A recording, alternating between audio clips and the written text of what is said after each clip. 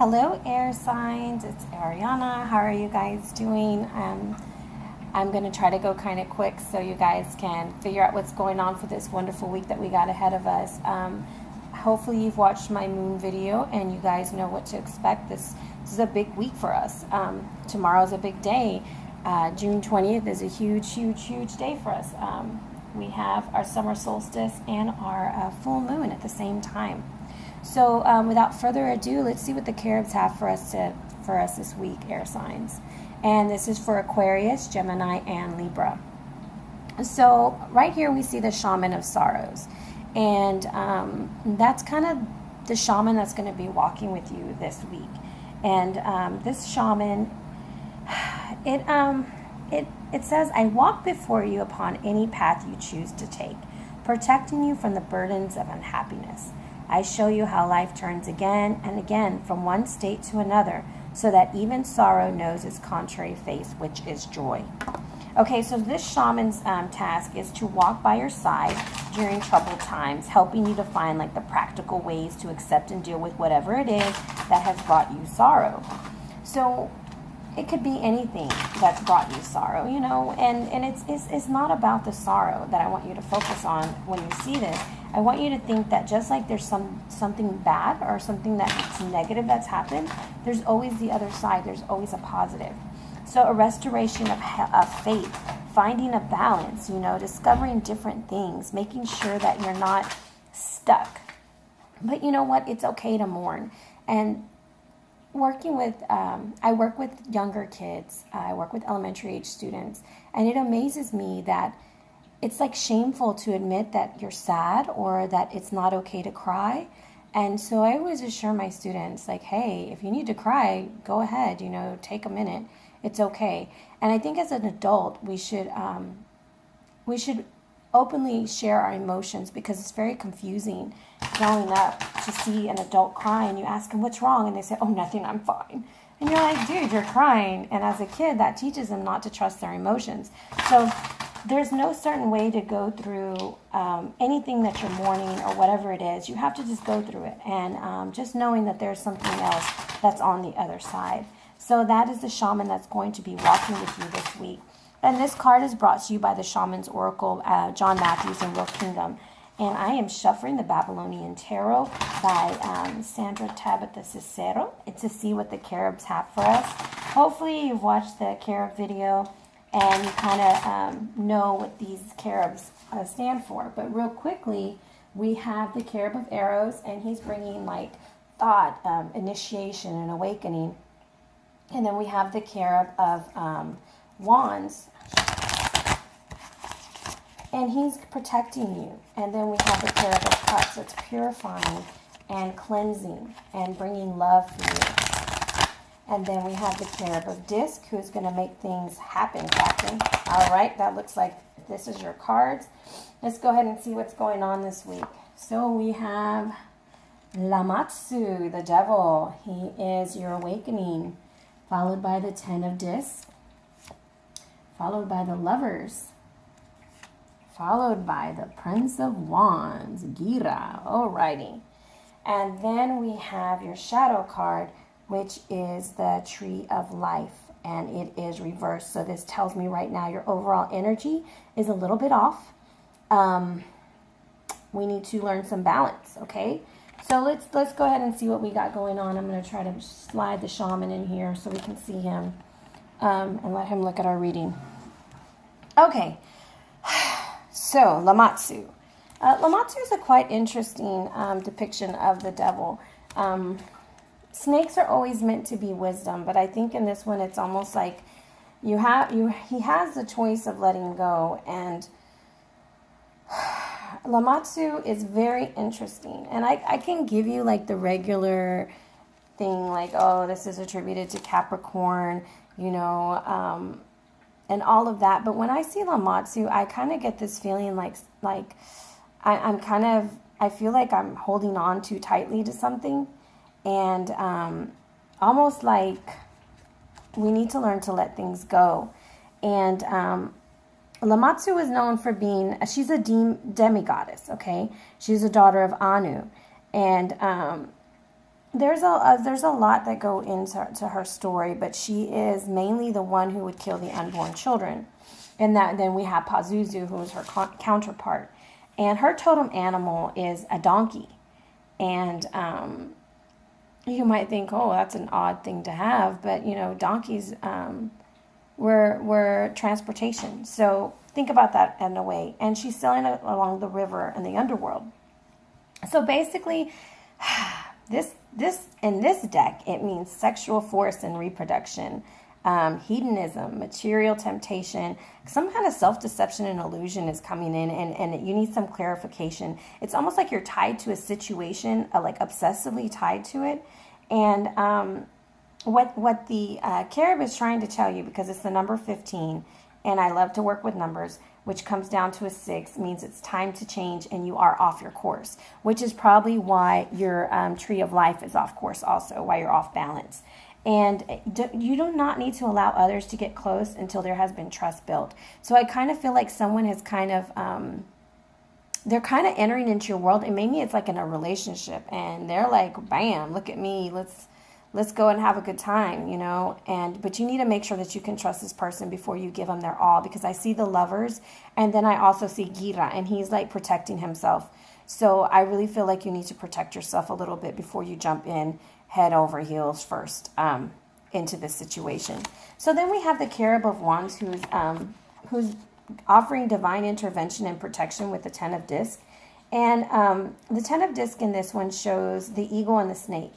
And they've come to an agreement to protect the Hulu tree. And the Hulu tree is also the tree of life that you have gotten reversed.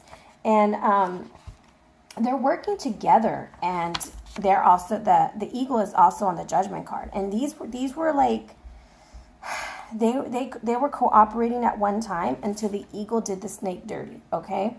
And the eagle ends up eating the snake's babies. Oh, that little mean eagle.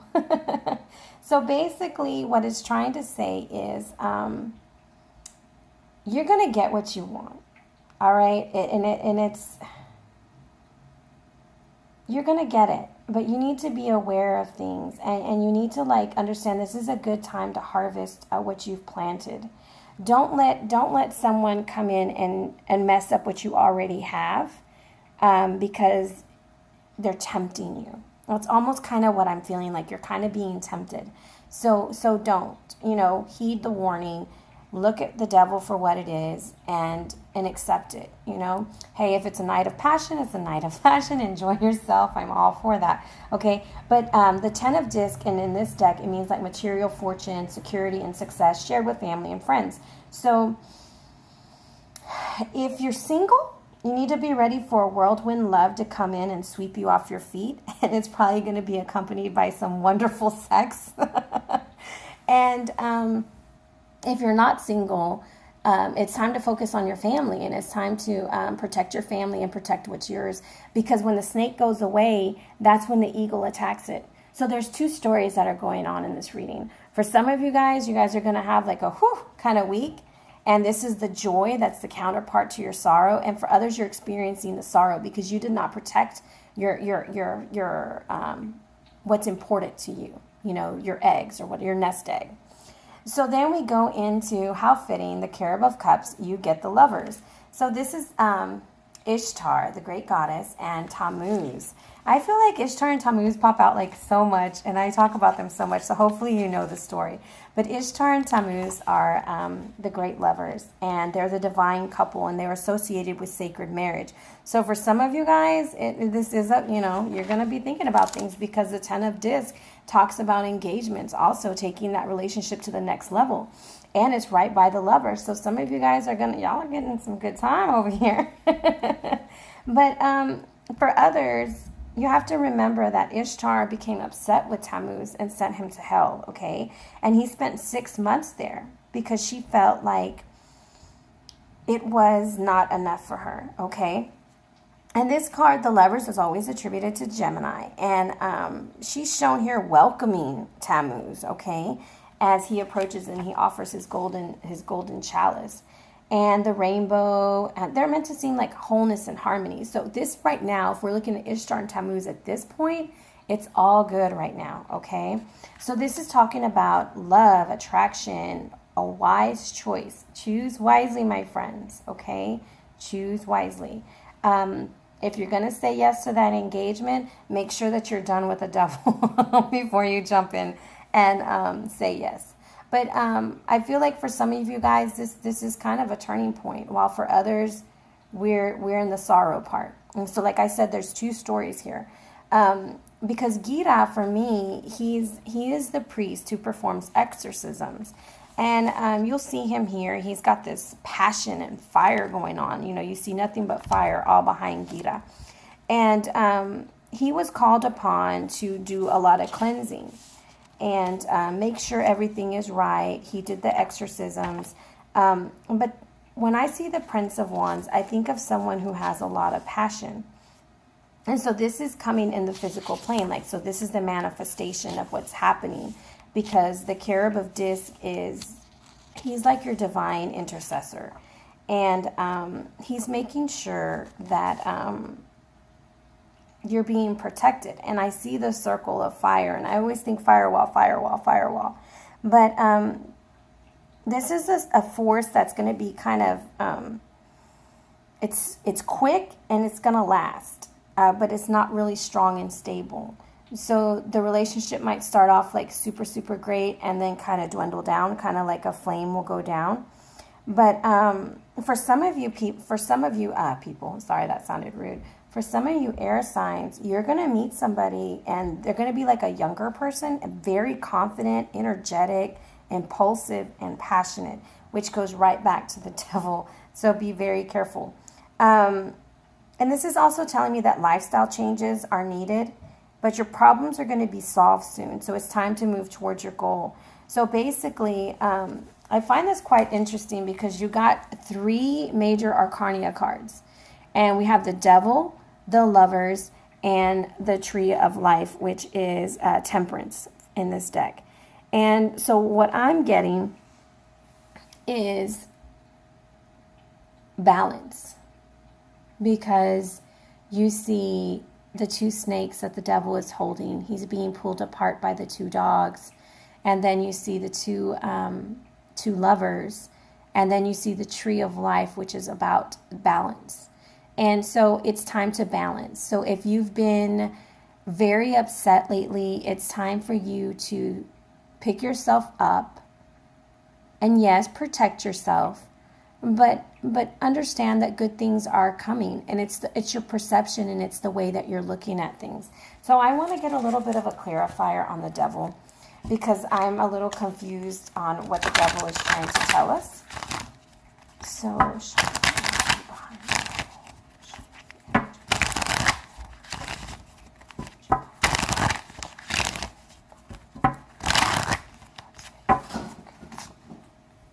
the Queen of Wands. Okay, so air signs, you are dealing with the Queen of Wands. She is very passionate. She is a career woman. She is a go-getter. She is a person who can handle everything.